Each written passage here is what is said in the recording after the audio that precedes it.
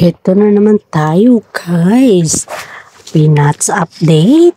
Sa mga hindi po nakakakilala sa Peanuts Update dyan, paki-search naman po, paki-like at paki-subscribe. Yan po yung gusto ko sa inyo.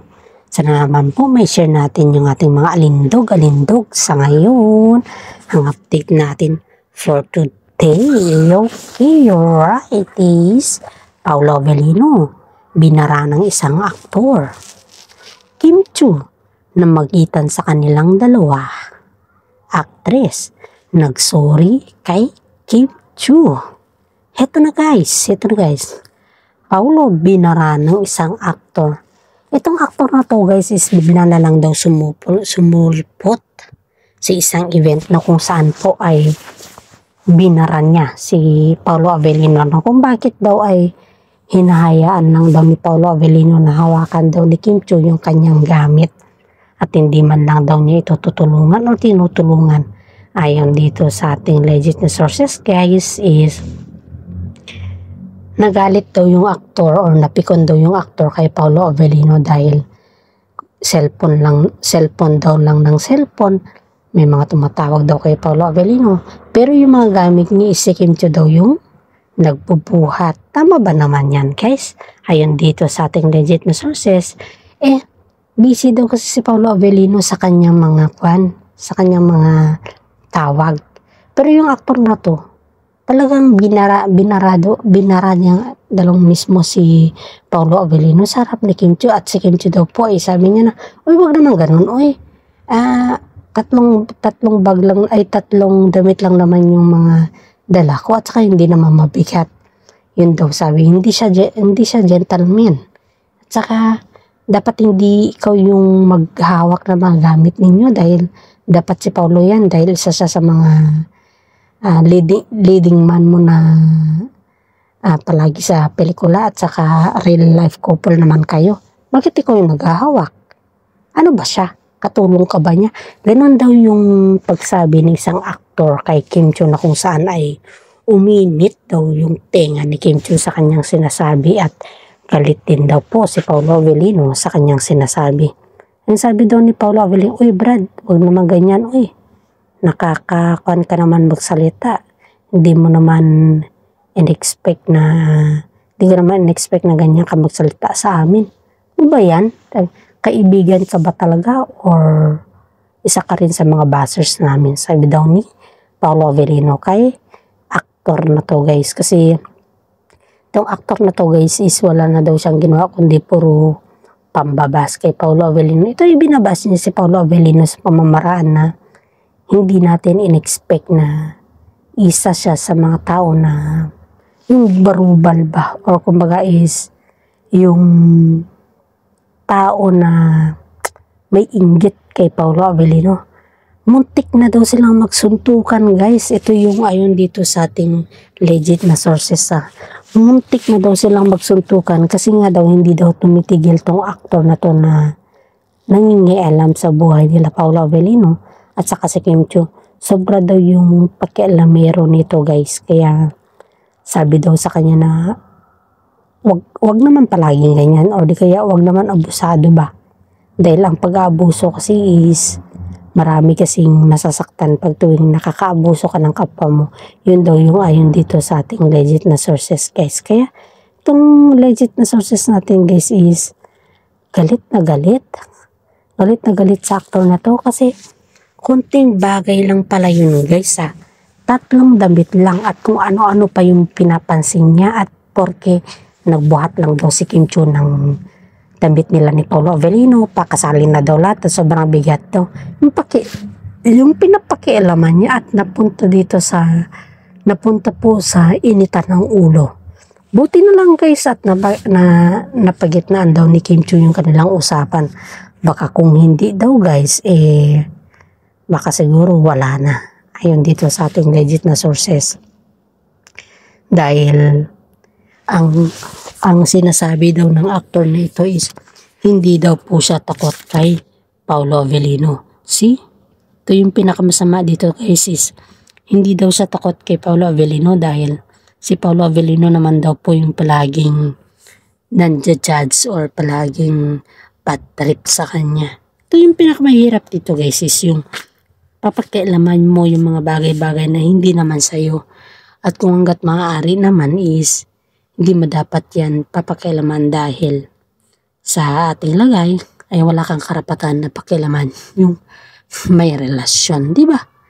Saka buti na lang guys, nandyan si Kim Chu na namagitna sa kanila at sinabihan daw itong si aktor na to na huwag masyadong umepal sa kanila dahil nakakasama daw yung pag-iepal niya palagi. At sinabi din ng aktor na to na hanggat maaari ay ayaw nilang mabuwag or ayaw nilang pinapakialaman sila.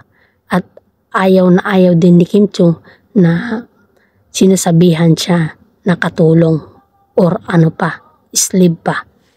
Kaya umiwas na lang daw itong aktor na to guys. Iyan po yung ayon dito sa ating legit na sources guys.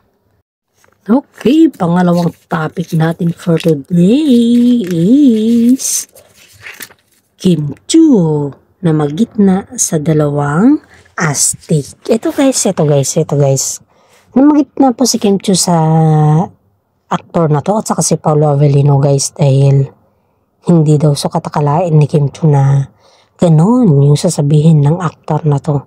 Nakakabawas daw kasi ito ng respeto.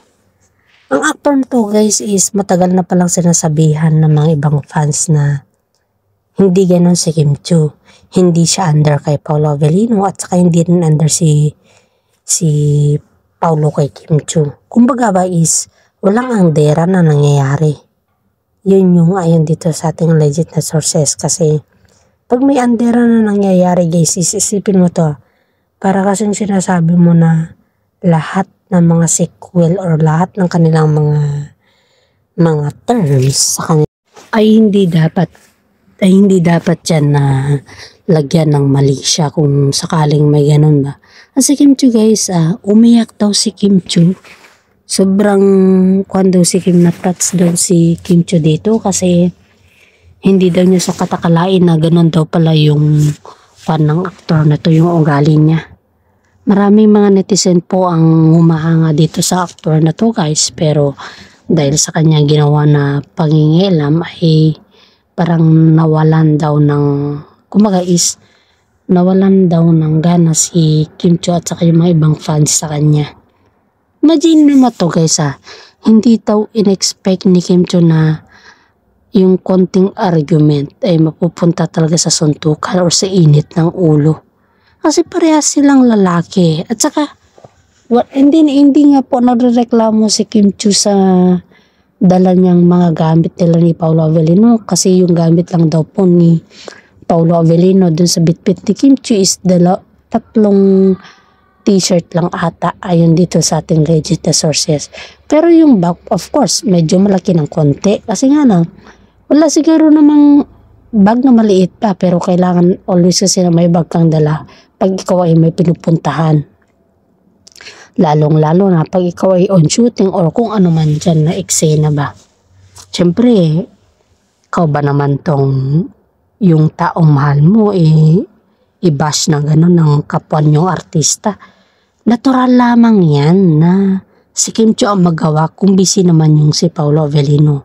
At ang pinakamasama kasi dito, parang sinabi daw itong aktor na to na napaka-ungentleman daw po ni Paolo Avellino. Yan po yung parang ikinasasama ng loob nila Paolo Avellino at saka si Kim Chu dahil pumapasok na po siya sa kanilang relasyon na kung saan ay ayaw naman ni Kim Chu na pakilaman yung mga bagay-bagay na ganyan sa kanila.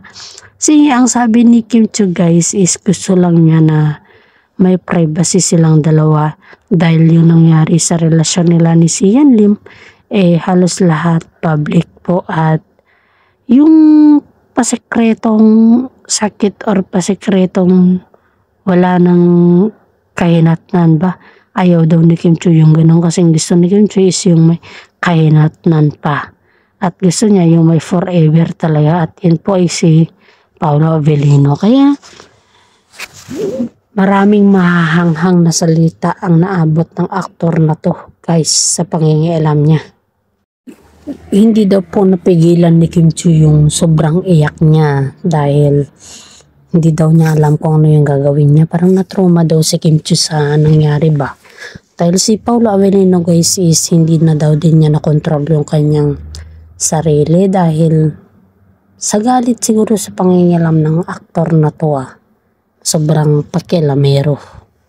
Kaya ito guys, umiyak si Kim Chiu ayon dito sa ating legit na sources. Dahil first time daw nangyari sa kanya na yung ganon yung nangyari sa mismo.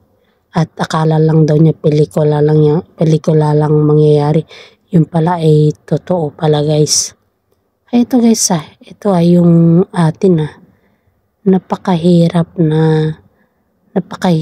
na intindihin. Paminsan-minsan yung mga naiinggit sa kapwa nilang artista dahil gagawa talaga sila ng mga paraan na yung ikakapahamak din ng kagaya nilang artista.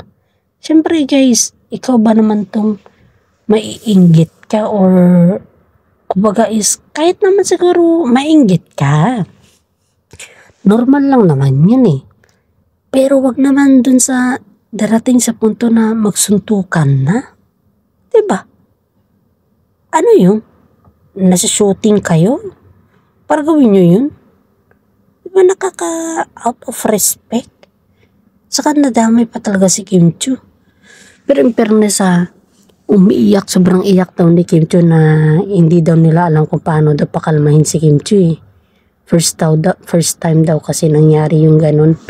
At ang isinasabi ng mga iba na dapat daw dito pangalagahan ni Paolo Avellino si Kim Chiu at huwag niyang paiiyakin. Pero hindi naman umiyak si Kim Chiu dahil kay Paolo Avellino na hindi siya finite. Pero umiyak si Kim Chiu dahil hindi daw niya matanggap na magkainitan yung dalawa at saka hindi din daw niya matanggap na sabihan siya na katulong o under kay Paolo Avellino. Kahit naman siguro sino guys, kahit naman ako guys, pag yung sabihan ka ng gano'n na under, it's not good for me. Hindi ako aware ba kung sakali man na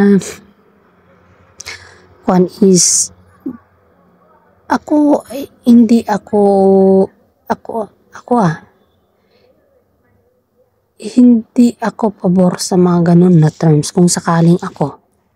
Kasi pangit talaga, sobrang pangit. At ang ginawa daw ng actress na to is para mas magpakalma daw si Kim Chiu.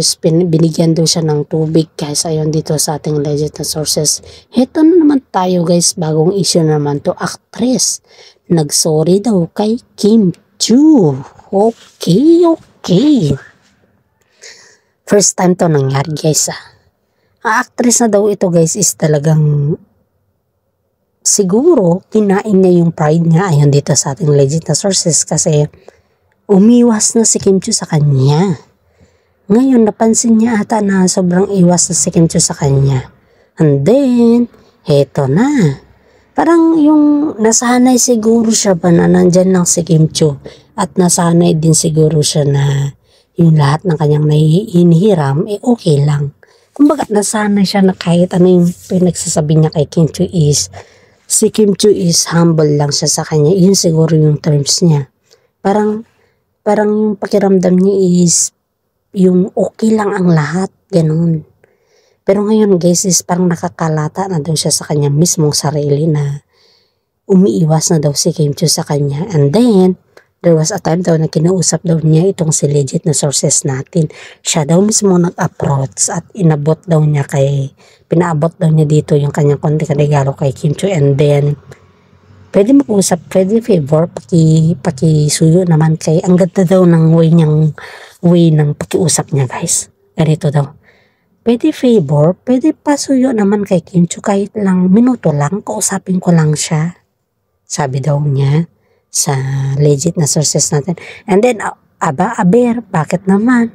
Sabi daw ni itong si legit natin guys Di, may importante lang kasi akong sasabihin. Yun daw yung ayun dito sa ating legit na sources guys.